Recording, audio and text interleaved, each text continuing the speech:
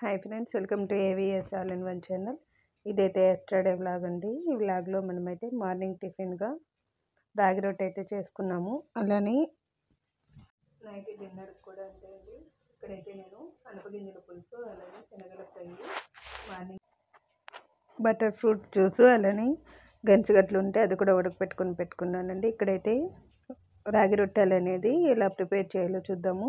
Carrot, onion, అలానే కొత్తిమీర, కొద్దిగా నానబెట్టుకున్న శనగపప్పు, ఉప్పు, కారం అయితే తీసుకోవాలండి.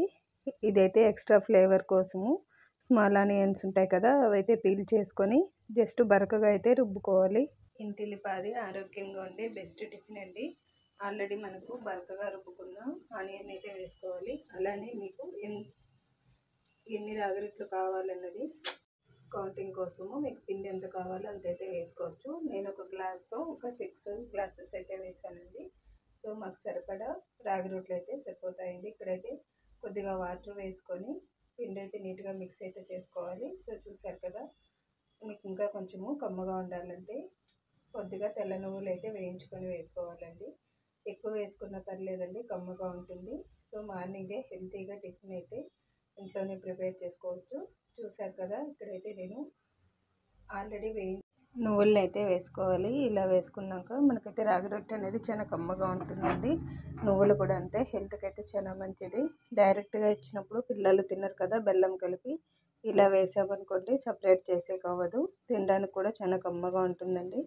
ఒక ప్యాన్ పెట్టుకొని వాటిపైన జస్ట్ ఆయిల్ అనేది లేకపోతే వాటర్ అనేది చిలకరించి మనకు రొట్టె షేప్లో చేసుకోవడమే.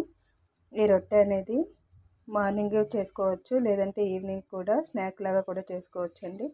జస్ట్ ఒక లిడ్ క్లోజ్ చేసి మనమైతే ఆవిరిలోనే మీడియం ఫ్లేమ్లో ఉడికించుకోవాలండి. అప్పుడైతేనే 2 సైడ్స్ మనకైతే రాగి రొట్టె అనేది ఉడుకుతుంది. సో చూసారు కదా, నేనైతే 2 పెనాల మీద రొట్టె అయితే చేశానండి. ఎక్కువ ఆయిల్ వేయకుండా ఫస్ట్లో రాగి రొట్టె అనేది పైన వైట్గా ఉంటుంది, వాటిపైన కొద్దిగా వాటర్ చల్లి చుట్టూరా ఆయిల్ వేసుకోవడమే. తక్కువ ఆయిల్తోనే హెల్తీగా మనమైతే రాగి రొట్టె అనేది ప్రిపేర్ చేసుకోవచ్చండి. సో చూసారు కదా, ఈ రాగి రొట్టెని కొబ్బరి చట్నీ లేకపోతే పల్లీల చట్నీతో కూడా సర్వ్ చేసుకోవచ్చండి.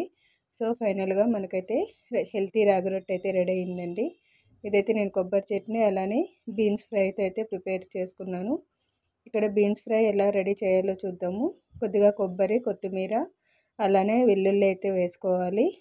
ఆల్రెడీ నానబెట్టిన శనగపప్పుని మనకి ఎంత క్వాంటిటీ కావాలో అంత క్వాంటిటీ అయితే వేసుకోవాలండి. ఇదైతే నేను హోల్ నైట్ అయితే నానబెట్టాను. స్మూత్ బీన్స్ అయితే తీసుకోవాలి, ఎక్కువగా బలుచుకుంటా మీడియంలో ఉన్న బీన్స్ అయితే తీసుకోవాలండి.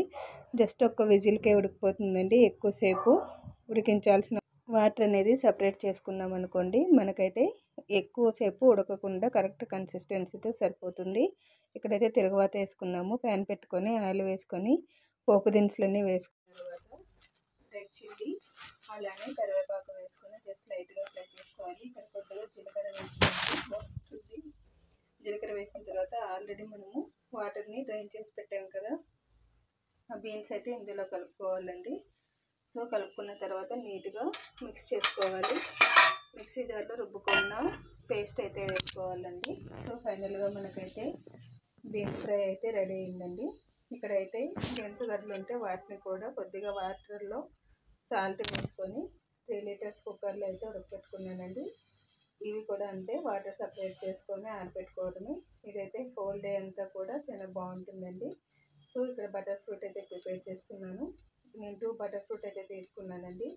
కాల్చి చల్లార్చిన పాలు అయితే వేస్తున్నాను. కొందరు పచ్చి పాలు వేస్తారు, సో అది ఇష్టం ఉన్న వాళ్ళు కూడా వేసుకోవచ్చండి.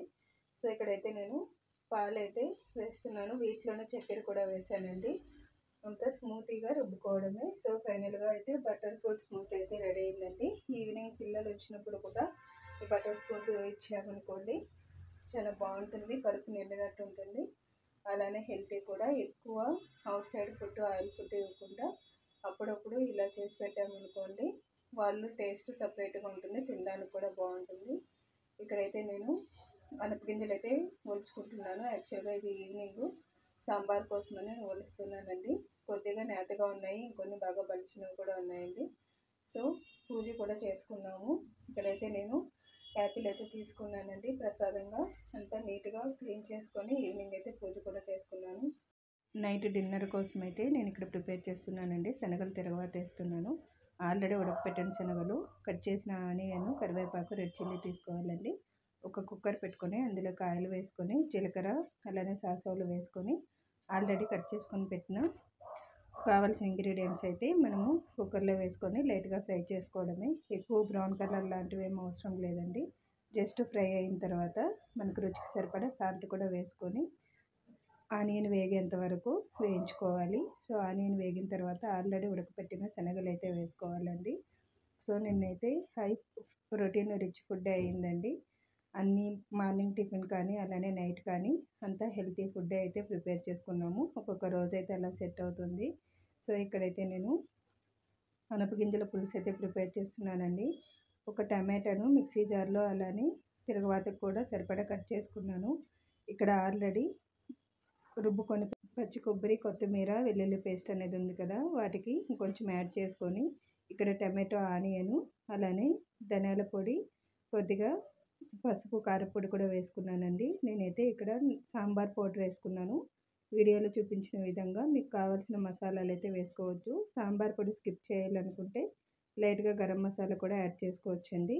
సో మిక్సీ జార్లో స్మూత్గా రుబ్బిన తర్వాత సేమ్ అదే కుక్కర్లో సాసోలు, జీలకర్ర కూడా వేసుకొని ముందుగా కట్ చేసుకొని పెట్టుకున్న టమాటో, ఆనియన్ కూడా వేసుకొని అలానే కరివేపాకు కూడా వేసుకొని ఫ్రై చేసుకోవడమే. ఇక్కడైతే నేను చూపించాను కదా, ఈవినింగ్ అయితే ఒలుచుకొని పెట్టుకున్న అనపగింజలు కూడా వేసుకోవాలండి.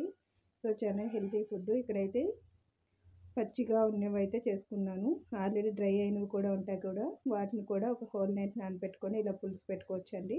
సో రెండు ఒకటే టేస్ట్ ఉంటాయి. కాకపోతే పచ్చివి అనేటివి కొద్దిగా తొందరగా ఉడుకుతుంది. Easy process. సో ఇక్కడ మిక్సీ జార్లో రుబ్బుకున్న మసాలా పేస్ట్ని ఆల్రెడీ ఫ్రై అవుతున్న అనపగింజల్లోకి వేసుకొని మనకు కన్సిస్టెన్సీకి తగిన వాటర్ అయితే పోసుకోవాలండి. అదైతే ఉప్పు సీసా, దాంట్లో లాస్ట్లో ఉప్పు ఉండింది.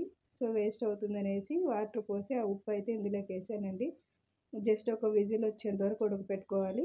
సో చూసారు కదా, ఫైనల్గా మనకైతే అనపగింజల పులుసు అయితే రెడీ అయిందండి. ఇది మా విలేజ్ స్టైల్లో ఎక్కువగా చేసుకుంటారు. సో ఫైనల్గా మనకైతే నైట్ డిన్నర్ కూడా ప్రిపేర్ అయింది. సో చూసారు కదా, వేడివేడి రైస్ అలానే రాగి ముద్ద, శనగలు, మార్నింగ్ చేసిన శనగపప్పు అలానే బీన్స్ ఫ్రై కూడా ఉందండి. సో ఈ టిఫిన్స్ అలానే డిన్నర్ కూడా మీరు కూడా ఇంట్లో ట్రై చేసి ఎలా ఉందో నాకైతే కామెంట్ సెక్షన్లో కామెంట్ చేయండి. ఈ వీడియో కనుక నచ్చినట్టయితే లైక్, షేర్ అండ్ సబ్స్క్రైబ్ చేసి మీ ఫ్యామిలీ మెంబర్స్కి అయితే షేర్ చేయండి. Thanks for watching this video. ఈ వీడియోని మీరు లైక్ చేయడం వల్ల ఎక్కువ మందికి అయితే మీ ఫ్యామిలీ అలానే ఫ్రెండ్స్ సర్కిల్లో అయితే మా ఛానల్ని అయితే షేర్ చేయండి. Thanks for watching.